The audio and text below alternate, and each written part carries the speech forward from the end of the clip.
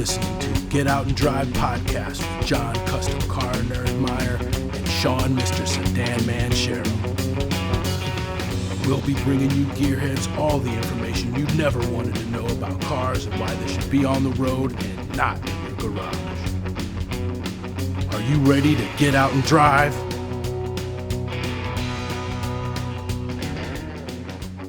Hey, and we are back with another episode. I am Shawn, Mr. Sedan Man Sherrill.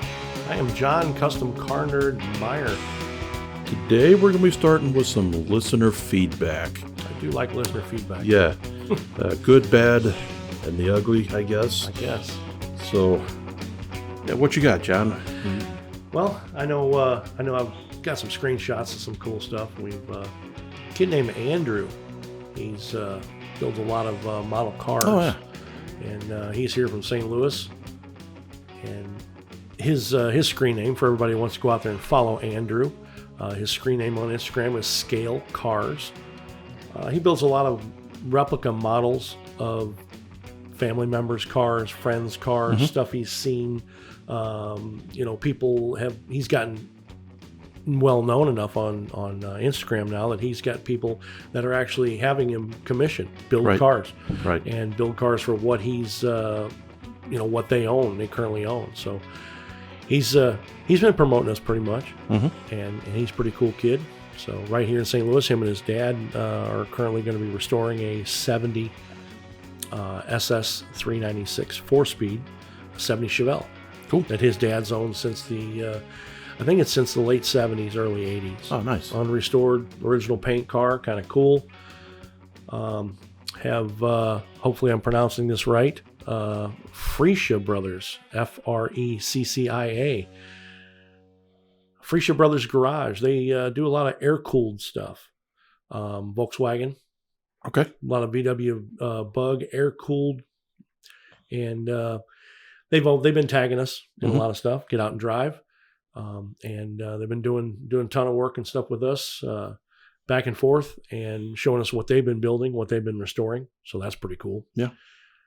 Black Hood Pro on Instagram.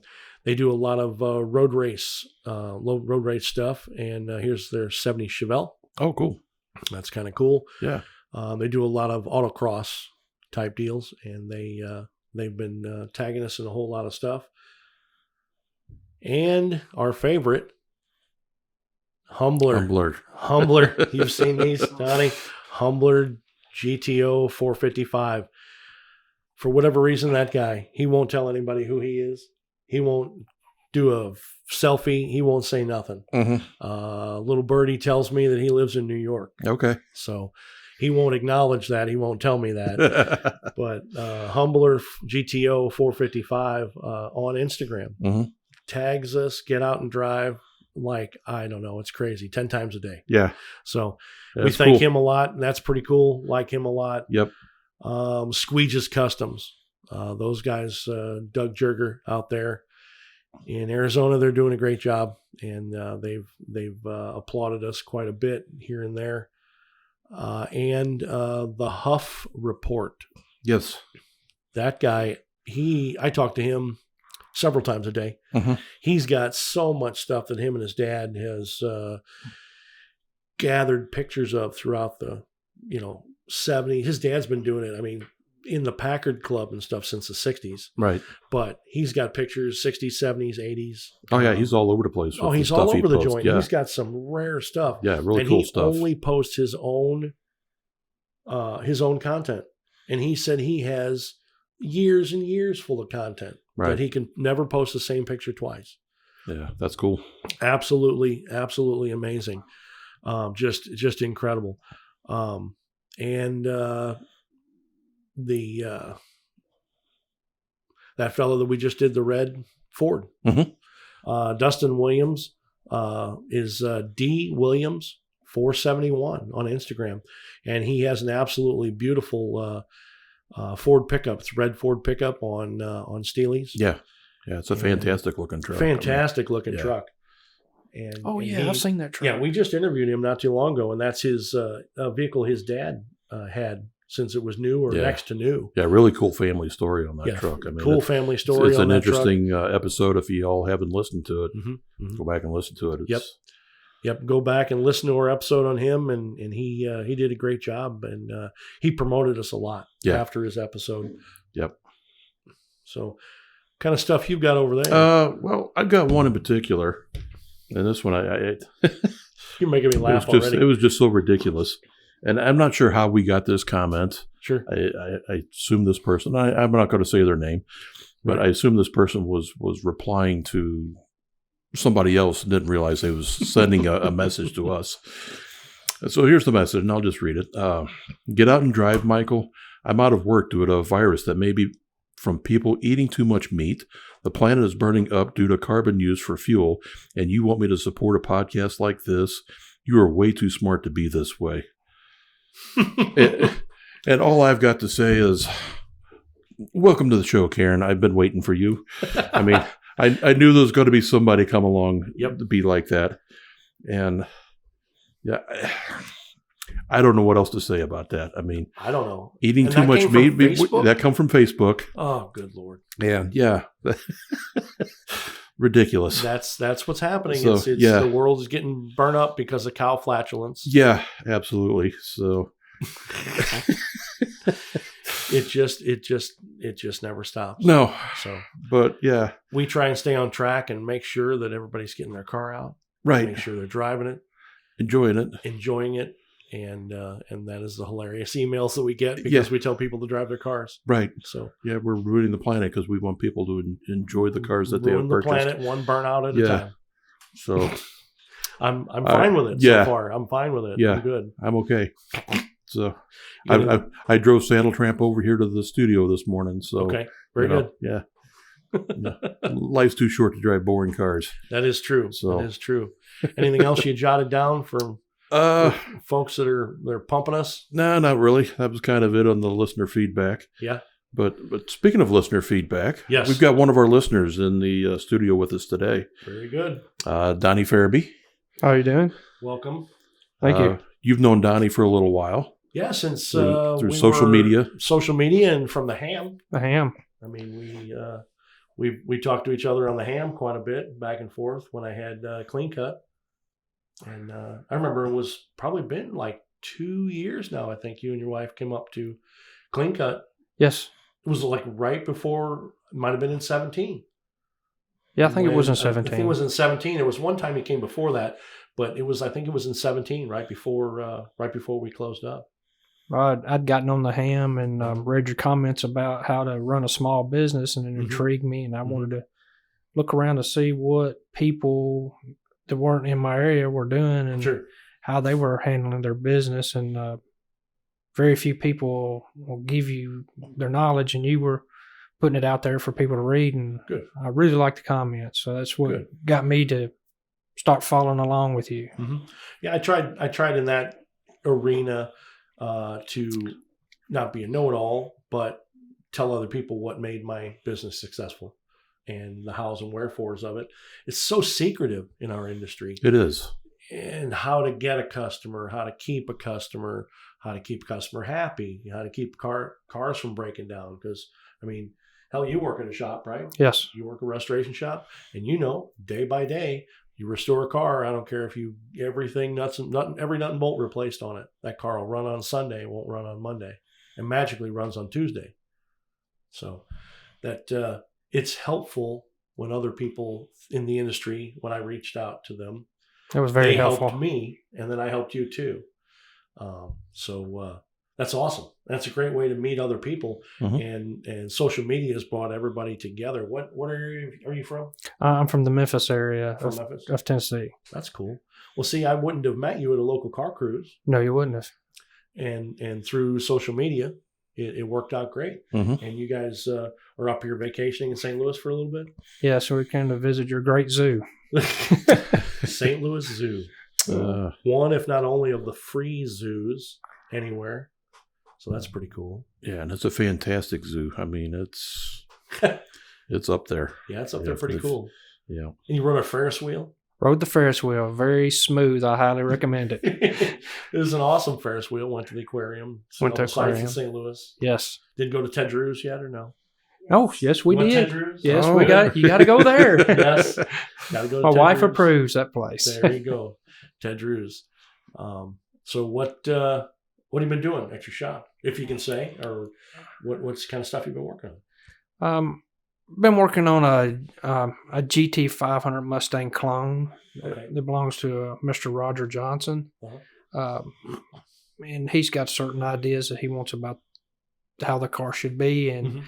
And basically he's using my hands and the shop's hands and a couple of other people. One of them, I think it was, one of them's named Mike Hoover. And to build the car the way he wants it. Okay. Let's see.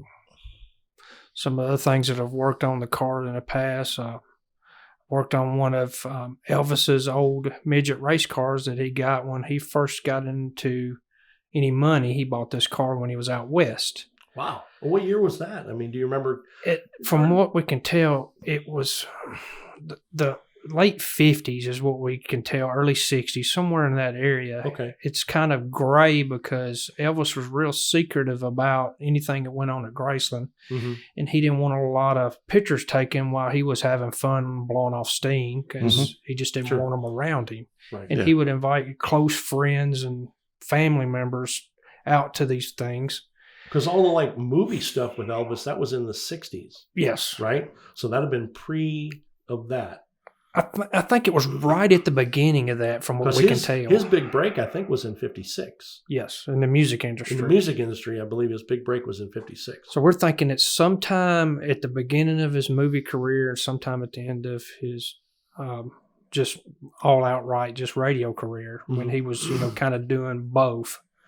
And how I ran into the car was I was at a local junkyard that Interstate was going across, and there was a man that was selling stuff out of the junkyard. And I walked in the junkyard with a friend of mine named Craig Flickinger. And me and Flick were walking through, and the guy says, "Hey," he goes, "that's the motor out of Elvis's midget." And of course, me just and laying there. Just laying there. We're looking at this flathead VH60 laying up against the wall, and me and Flick are looking at each other because, you get kind of jaded being from the area. And he kind of elbows me and says, "Yeah, everybody around here's got something that belongs to Elvis." And you go, "Yeah," and we'll get to walking on through there. And he said, "Well, there's the rest of the car sticking out of the back of the station wagon. We had to kind of take them apart." And me and Flick are looking at each other, and we came in there to get a frame for one of his cars. So as we snaked the frame out, and, I never thought another thing about it until I started working for Jimmy Cofer.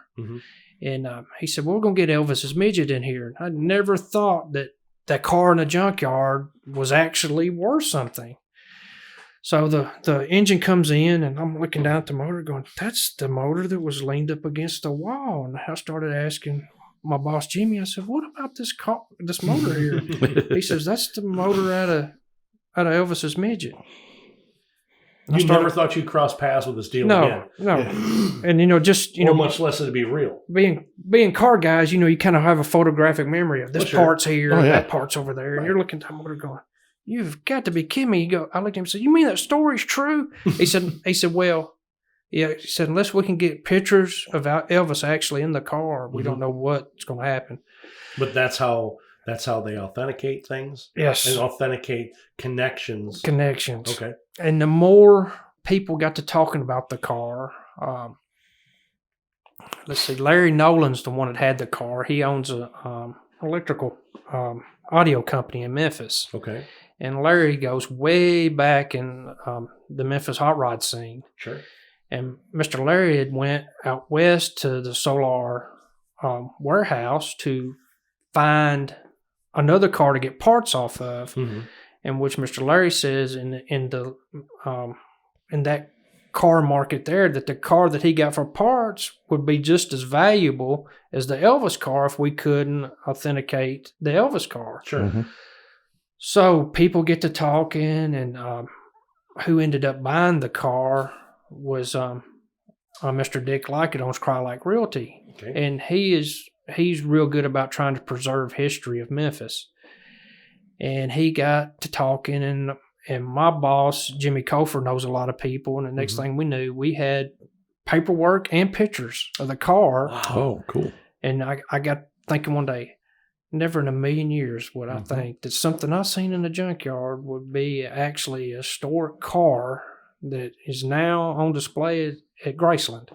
And to work on that car and to know who all was involved with the car, because originally Von Dutch had done pinstriping on the car, and several other people had done painting on the car, and it was a real treat to work on it. And, even if I never get any recognition, I know I helped save something that millions of people will get to see all over the world. They come to Graceland. It's finished and it's at Graceland. It's finished and at Graceland and sitting there. Wow, nice. So any of our listeners out there that are going to go to Graceland and take a look, you can see Donnie's work. Well, at least after this this lockdown and that we're in, and maybe stuff will start opening up where people can visit. Graceland's not open right now, right? For nothing. I don't think it is. Yeah. Okay. But when you guys out there get a chance, certainly take a look at it. Man, I'd love to see some pictures of it. We can try and get some pictures of it up later, and that way everybody knows what we're talking about. So yeah, that'd be awesome. And the one thing that Elvis Presley Enterprises has done, they used to have all the cars at the big house, as I call it, and then they bought, I saw the Stutz up on its side. Yeah, they bought all the land directly across from Graceland and built a world class facility. They call it I think it's Elvis's Graceland. There's a movie theater, a music venue there. Is the gas station across the street still there, or that was? They took it in. They took that down. Okay, they took that. That kind of tells you the last time I was out there, because I remember seeing Lisa Marie's plane. The plane's still next there. Door and things, and I saw the video of them taking that down the street and how they got the plane there and all that. The two planes, the Hound Dog and Lisa Marie, are still there. Okay. Everything, if you're looking from Graceland straight across, everything that was to the left of it was took down. Where the bus turnaround was. Okay. And then they have made it a museum for his stuff. You can see, and Elvis, from what they've told me. So it's expanded on an area that's larger than just the Graceland property. Correct. Because it was just a Graceland property, and then what things were next door by the airplanes. Yes. Okay. So now where the gas station was and everything is larger. A lot larger. Wow. And it's a very nice facility. I was cool. really surprised when I seen it. That is awesome. And they've got his cars on display where you can actually look at them.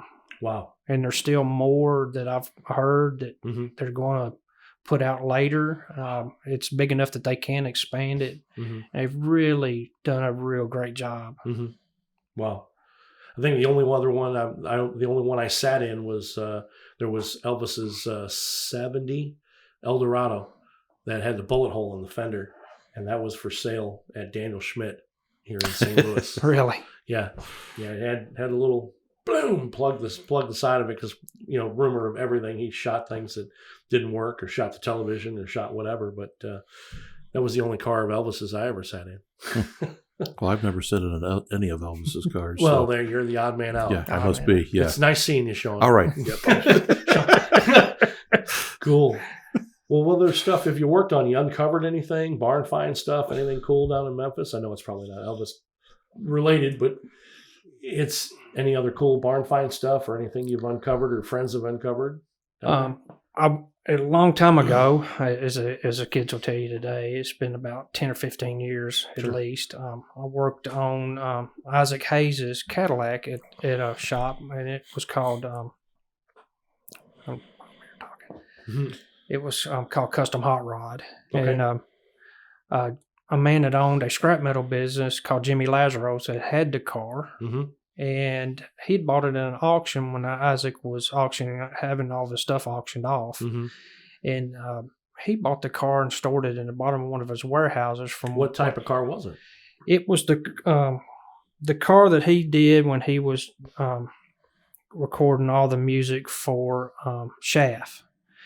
So is it the one that has the giant tri-bar headlights? And it is the Pimp Mobile. Yeah, it's the Pimp Mobile, as they call it. Okay. Because I've seen a model kit of that, but I've not seen any pictures and things of the real car. Because I know there's some aftermarket coach-built companies that were putting, fake spare tires on the front fenders of cars and putting them giant Pimp headlights and things on there. It is I know the style.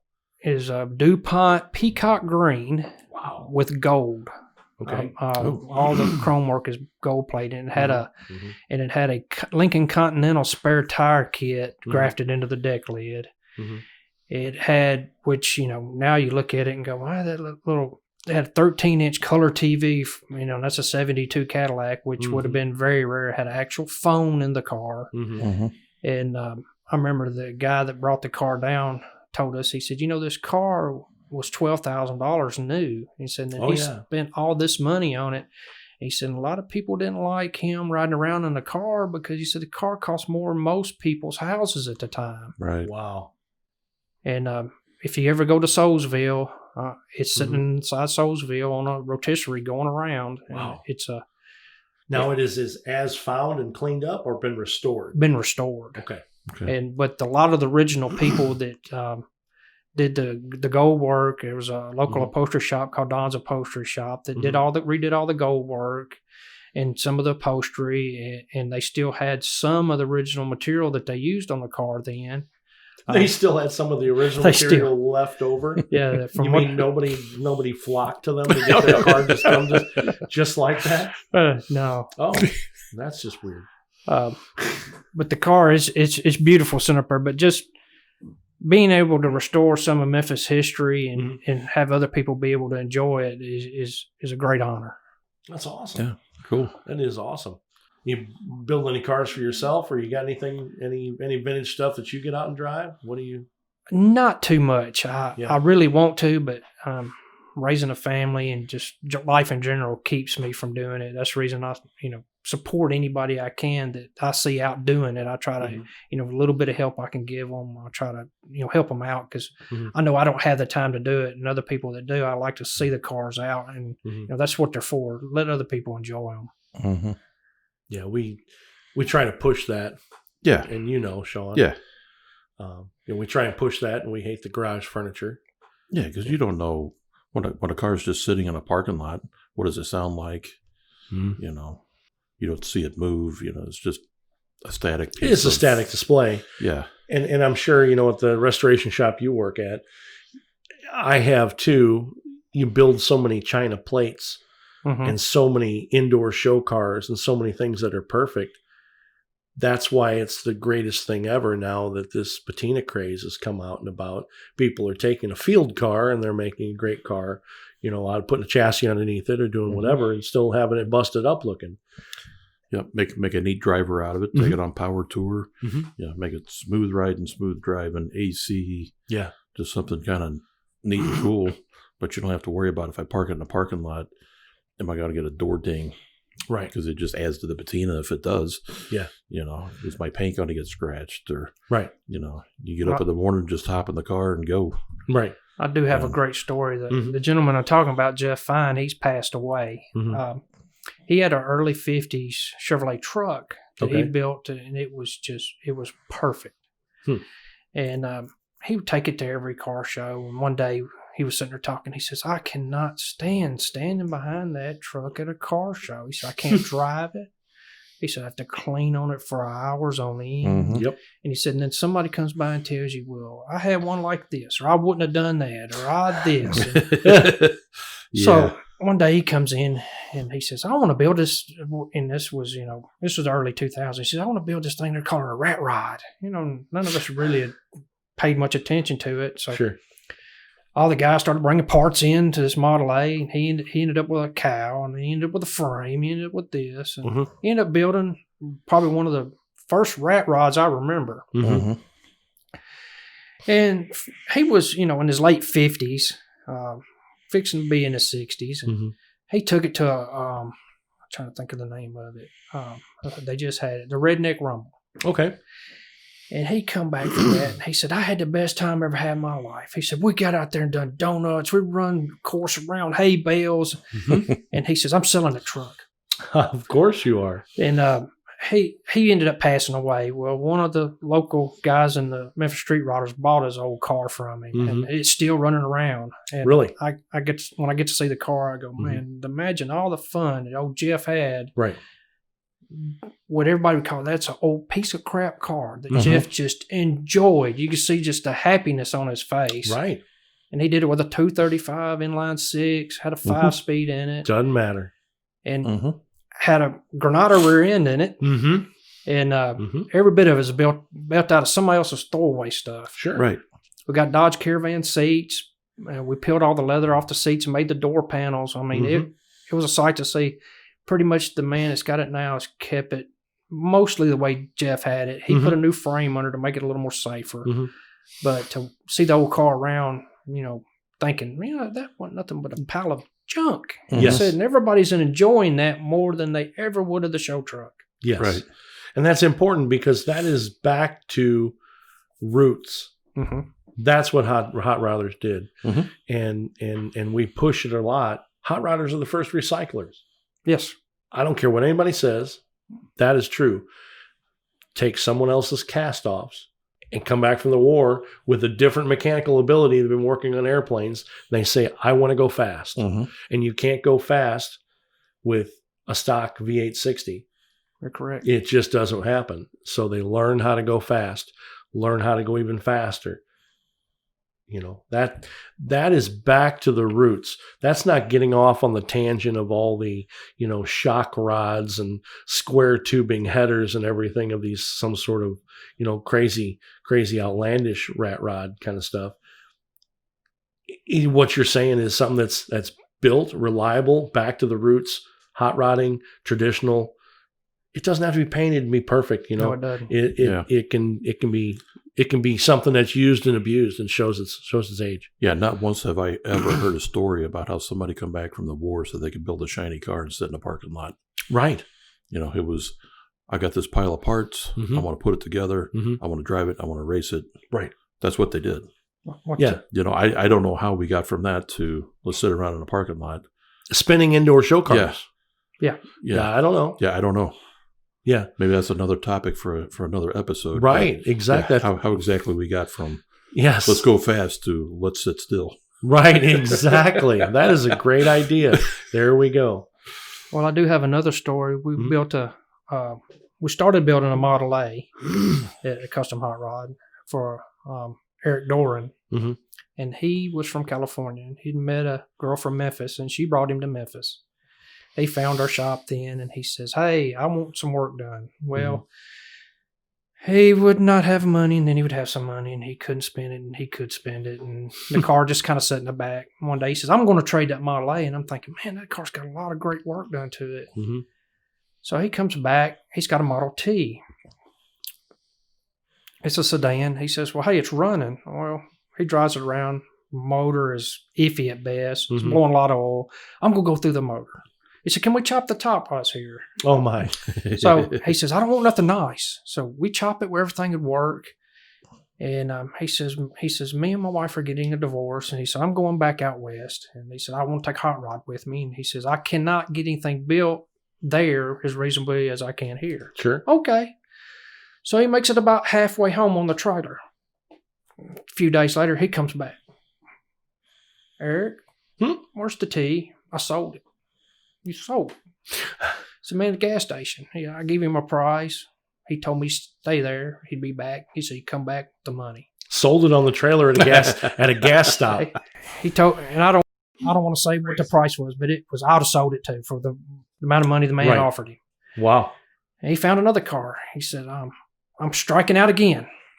He made about 3/4 of the way home. He come back. I said, where's the other car? He said, well, I traded it for this car. And really? It was another Model A. And this car was really rare. I would have traded it to and some money. He gave him some money. Sure. It had a Jeep Kaiser flathead in it with handmade speed parts. Okay. And it had handmade fenders and all. And he's thinking that the town that it was in, you had to have fenders on your car. Okay. Well, we kept looking at all that Kaiser flathead speed parts, right.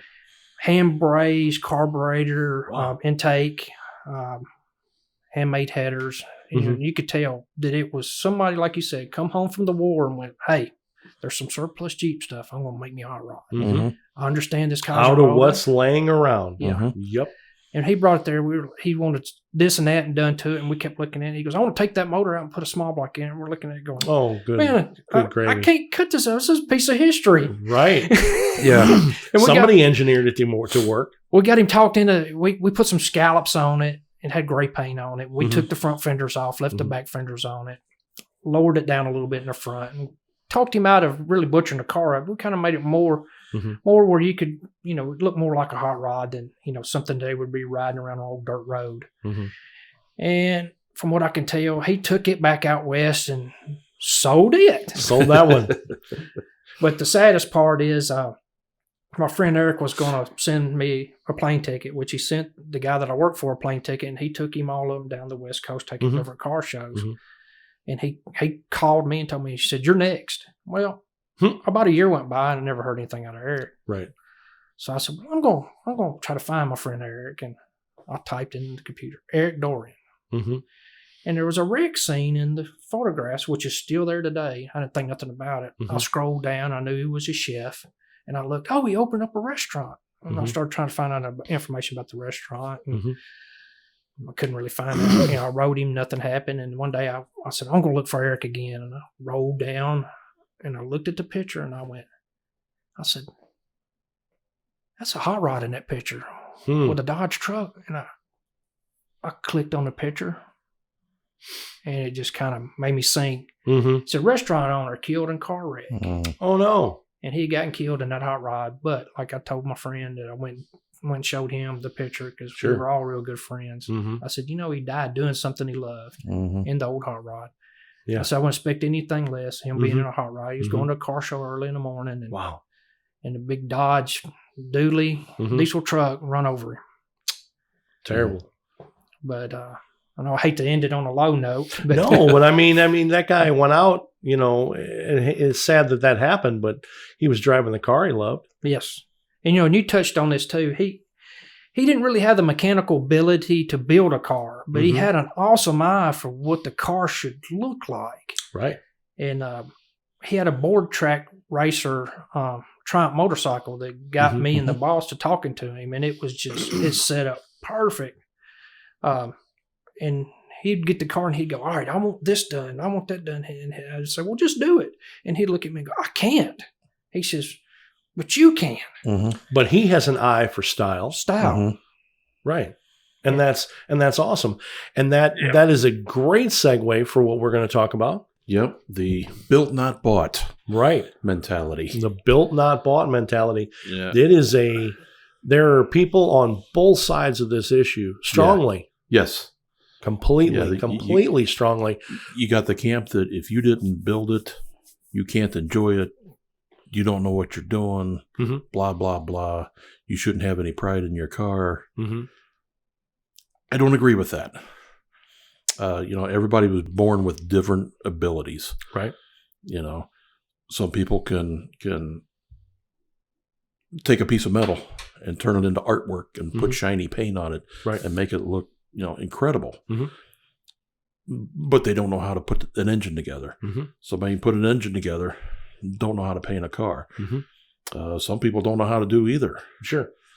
Doesn't take away from their appreciation of cars. Right.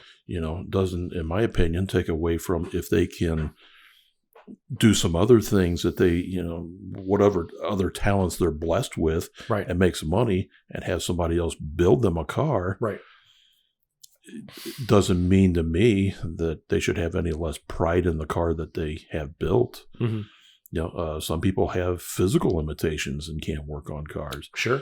I've run across people who've had, arthritis or something. They can't even physically change a bulb in their dash. Right. And, or they used to work on cars when they were younger. Yeah. And now because of physical limitations, older, whatever. We talked about this earlier. Right. And they have you work on it. Right. They still know what they're doing and they still know style. Sure. But they use your hands. Right. And their wallet. Right. And I know at some point, my hands hurt. I got a little arthritis in a couple of fingers. Right. At some point, I'm not going to be able to work on cars like I do. Does that mean I can't appreciate what I have if I have somebody else work on my car? Right. I don't think so. Now, that doesn't say that somebody that builds their own car shouldn't be proud of it. Absolutely, you should be proud of it. Sure. You know, if you can be that guy that can put an engine together, understand stance, and understand how to make a car work and make everything work, more power to you. Right. Absolutely. But those people are rare. But they are. You know, and I was thinking the other day, and it just kind of popped in my head that everybody's saying, if you didn't build it, you can't, you shouldn't have a lot of pride in it or whatever. Mm-hmm. A lot of people that drive cars listen to music. Mm-hmm. That's true. Did you write that song? Did you record that song? Did you play the guitar? No.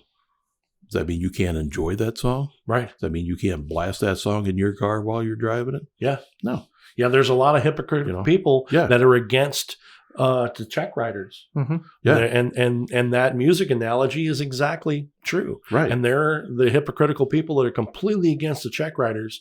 And I built my car. That's great if you can do that. You can also listen to the music and you can enjoy it and not be the songwriter and not be the guy playing the guitar. Right.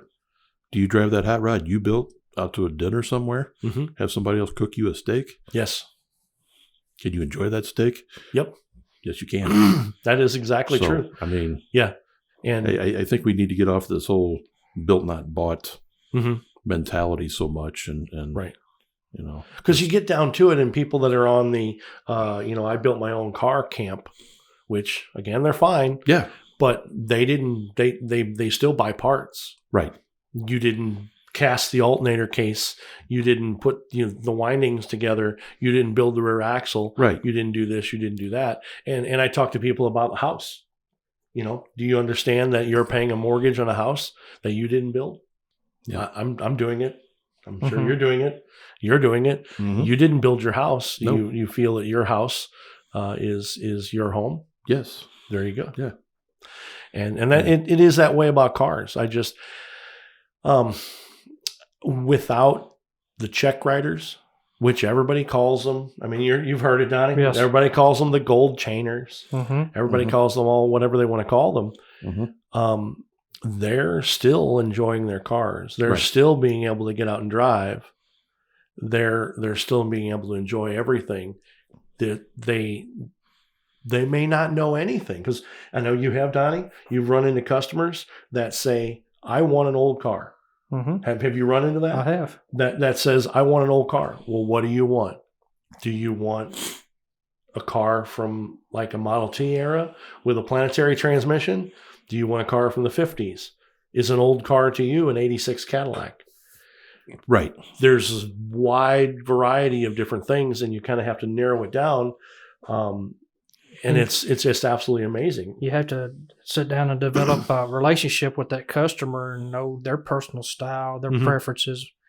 And not only them, what their wife and family will be comfortable with them having. Sometimes that takes a big account into it. Right. Because, there's a lot of people that like to enjoy the hobby with their family. Mm-hmm. And I love to see that, to get everybody involved. And the family members have an actual relationship with a car, not, I hate that old car. They have to say, that's Dad's car. That's our car. We went to here then. We went to the show. We stayed at this hotel. And the family's proud of it. They're proud of it. Mm-hmm. And, it gets passed down. And you see that, it's something that's rare nowadays. But to be a part of something like that, it's a good feeling. Mm-hmm. Just to pass the history down. And I know we always beat on four-doors for being parts cars. And we do that all the time, And I think that what you're saying is true. People getting more and more comfortable with seeing a 64 Chevrolet as a four-door. Mm-hmm. Mm-hmm. Is it cooler and more popular and worth more money as a two-door? Of course it is. But you don't see that car anywhere during the day. You see 30,000 white Hondas go driving by, and you'll never stand on the corner and see a 64 Chevy Bel Air come by. So maybe it's okay that you're driving a four-door. I don't know. See, I think it is. Mm-hmm. Yeah. I mean, two-doors are getting hard to come by. Mm-hmm. Two-doors are getting expensive. Mm-hmm. Everybody's wanting to get into the hobby, get into a level that you can afford. Sure. Don't think you got to spend $1 million. Sure. They have some rare peace. Mm-hmm. You know, get in something you can afford, enjoy. And if you got a big family, four-door may work better for you. Four-door may work better for you. You know, I really don't have a problem with that. Mm-hmm. But if you're going to build a four-door, you still got to go by the, stance, color, wheels. Yes. You know, all those laws still apply. Yes. Just because you add 2 more doors doesn't mean you can do stupid stuff with it. Yeah, go ahead and make your car look all goofy. Yeah. But if you like it, that's great. I don't care who you had build it. If you build it with your hands or had somebody else build it, just build it. Get a car, man. Have fun with it. Get something. Yeah. Mm-hmm. Yeah. Enjoy it. Right. Not drive it. Enjoy it. Yeah. That is exactly. Quit worried about, did I build it? Did somebody else build it? Is it somebody else's car? Right. Who cares? Is it going to get a rock chip? Are you going? Yeah. Are you going to enjoy driving it? Are you and your family going to enjoy it? And now with the availability of overdrive transmissions and just about every car has some type of power steering available for it, and the air conditioner kits. There's a lot of companies offering stuff like that, and then the sound deadener and the heat protection that you got. You can keep your family comfortable in an old car. You just kind of got to do a little planning ahead and spend your money wisely. Right. But to be able to take a car out on a long trip and then not break down and be reliable, that's kind of the goal of where all of us are at. Just let people see this car going up and down the road, doing interstate speeds, right? Which some of them are a bit ridiculous nowadays. But just take the car out of town with your family in it and know, hey, I'll be able to get this family back home and be able to just use simple hand tools that you carry in your trunk and say, oh, my wits and these parts, I'm getting us back home. That's exactly true. That is exactly true. And and I think that's kind of what will get the younger generation involved is simplicity of the vintage cars. Yeah. To teach a younger kid coming into our hobby how to adjust points or how to work on a car, or how to adjust valves, or simply check air pressure in the tires. Right. All that stuff is done computerized now. They may not have any idea how to do any of that. Yeah, my Dodge pickup that I drive, I want to check the air in my tires. I pull it up on my screen. You push a button. I push a button. It tells me what the air pressure is. Right. I don't even have to get out. So, right. And I ain't going to lie. I like that. You like that? But. Right. But see, you're driving Saddle Tramp. Yeah. And you're also driving a later model Dodge truck. Right. Where you have the best of both worlds and you understand that. Yeah. And you have to drive each one differently than the other one. Right. Mechanical limitations. Right. Yeah. And I understand that. Yeah. You get in, you pump the gas twice, you crank it, it wants to fire, pump the gas 2 more times, and it'll fire up. Chevelle's a little harder to start than that sometimes. Yeah, but. That's true. That is exactly true.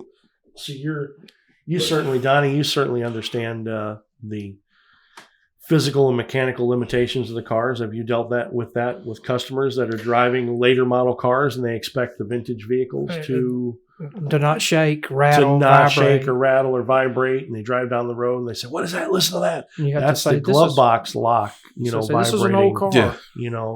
People have you run into that? People I have run into that a lot. Experiencing the mechanical limitations of a car, get out of a 2020 Mercedes and get into a 63 Corvette, they're going to drive a little different. And you got to say, hey, this is a carbureted vehicle. You've got to pat the gas. You got to do these things.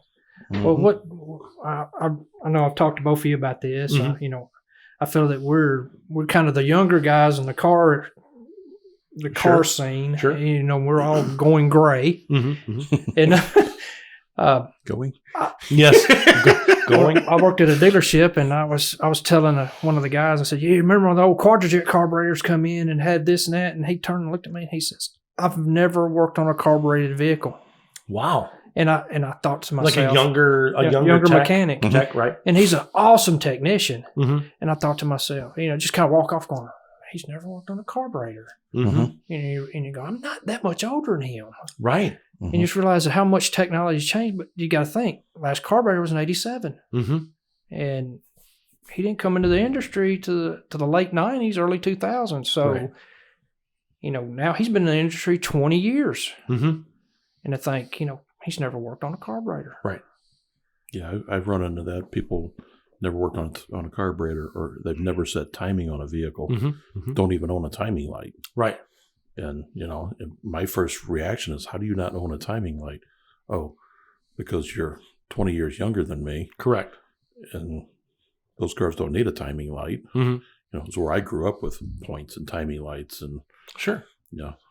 And my thought is, a mid-'80s car is a late model car. Oh, right. And that's your mindset. And you still think, 1993 was, 2 years ago. Yeah.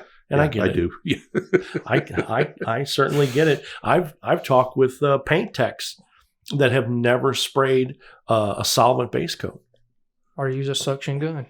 Right. Everybody's used a gravity feed gun. Mm-hmm. Using a non HVLP, suction feed gun, and you show that, and people say, well, what's that for? Is that for putting vinyl tops on? That's for glue. Yeah, that's all it's good for anymore. Yeah. But I've run into that, and I have to stop myself because I get into the mindset of, I can't believe you don't know this, and then I realize that some of these people who are, in the field now were born in the mid-'90s. They were. And that's crazy to me, but I have to understand that. Right. I get to where, my kids are in their mid-20s and I don't care. I still see them and they're 4 years old. Mm-hmm. Same with the cars. I see that all the time. We're all worried about, the Y2K crash and all that stuff. That was 20 years ago. That's 20 years ago. Now I feel old. Now I feel old. Sure, that wasn't just the other day. Well, I felt old the other day. We had on at Frisco Hill at our shop we work at. Somebody was playing the classic rock station, and I stopped and I said, "What is happening?" They were playing grunge music on the classic rock station that we had on Pandora. Yeah, I stopped and I went, wait a second, that came out in 90. Oh, man, I'm old. Mm-hmm. Yeah, I remember the first time I heard Stone Temple Pilots on a classic rock station. Right. Driving up through southern Missouri, listening to classic rock station, listening to Rolling Stones, and then they start playing Stone Temple Pilots. I'm like, wait. And then I started doing the math, like, yeah, it is. Yeah, it is. And I'm old. When did that happen? Good gravy. Yeah, it's kind of crazy, but so we understand the 30-year circle of nostalgia and cars and things like that. So it's good to understand those things, and so we're old. That's awesome. So, any of the cool stuff you've worked on, or anything you're currently working on at your shop that you can talk about, or not really? No. But I have a long drive. All right. Well, you got to rock. We got to rock. That's fine. It's awesome. Thank you for being here, and thanks to your kind wife. Yes. For letting us ramble on for a little bit. Because yesterday was our wedding anniversary. Anniversary. Yeah. Holy cow. Happy anniversary. How many? We've been together 18 years, been married for 11. Very nice. Happy anniversary. Awesome. Happy anniversary. Glad you can spend most of your anniversary with me. So that's awesome to have you on here. And thank you for having me. So remember, get out and drive. That's right. All right. Well, that was cool having Donnie in the studio. Yeah, that was awesome. He stopped in, came all the way from Memphis just to be here. I don't think it was just to be here. No? No. I think it was to take his wife out for their anniversary. Oh, that is... You talked him into coming and spending some time with us. That is true. That is true. I thought it was kind of weird he was spending the anniversary in the Get.Out.N.Drive podcast studio. Yeah, well... Wishful thinking. Yeah. But yeah, he had some cool stories. Yeah, he's always got cool stories. He's got a lot of cool stories he can't share on the mic. That is true. So, yeah, but that's all right. We still get to hear them. We do get to hear them. It's a shame we can't share them, but it's whatever. So thank you, Donnie. So I guess coming up soon, we're going to be doing a little bit of upgrades on Saddle Tramp. Oh, very good. What do you have planned? Well, I got to thinking one day that I've got a brake booster sitting around the house. Okay. Brand new CPP brake booster, not doing anything. Right. And let's throw it on the truck. Give us some power brakes. Very good. A little better stopping power. And I've just decided I'm kind of tired of listening to that exhaust. It's it's a stock 327, and it's an old exhaust. It's loud. It's got a couple of exhaust leaks. The headers are kind of rusty, and we banged them one time pulling the thing on the trailer because it sits so low. Oh, yeah, that's true. And true. Cracked the header, and we welded it up. And I thought you were going to blame your install guy. No, for the exhaust problem. No, okay. Not at all. So I'll blame myself because I'm the one that come up with that exhaust to use. And that is true. That's from your Nova? Yeah, from the very first car that I had back in 85, 86, I think I had on that car. And you just keep all the parts and I just keep everything. Jam them in the corner, and then my wife hates it. But you never know when 30, 40 years later you're going to need something. So that is true. The moment you throw it out, is when you're going to need it. So we needed exhaust for Saddle Tramp. Yeah, I bought some new headman headers. I've got headman headers on my Chevelle. Love them. They got that ball and socket instead of the 3-bolt flange. Seals a lot better. Oh yeah, they do seal a lot better. It's going to make that truck sound totally different. And I got a complete exhaust kit to put on it, and I bought some big long 23-inch mufflers to put on it. And that would be nice and quiet. Really quieten the thing down. That'd be great. Never bought that long a muffler in my life. They're normally 14 inches. That is a super long muffler. Yeah, we'll see how they work. Is this going to go out the back, go out the sides? Going to go all the way out the back. Oh, my. Yeah, full exhaust. Wow. So we'll see how much I like it. I think I'd like to quieten this thing down quite a bit because it just, I don't know. My wife doesn't want to ride in it because it's loud. Yep. And you're going to have to drive that thing with one pinky up? No, it's still rusty and crusty enough. Okay. Yeah, there's no chance of that. So, but there's a couple other things I've been thinking about too. Maybe some power steering. And, okay. Just make it a little more user friendly to drive. I mean, I don't know. If you're going to drive it, might as well be comfortable. Might as well be comfortable doing it. Might as well be comfortable doing it. So make sure everybody stays tuned because we're going to have those out on YouTube. Yep. And we'll have all the install videos and all the manufacturers listed, everybody involved. Yep. And, I'm still kind of looking at power steering kits.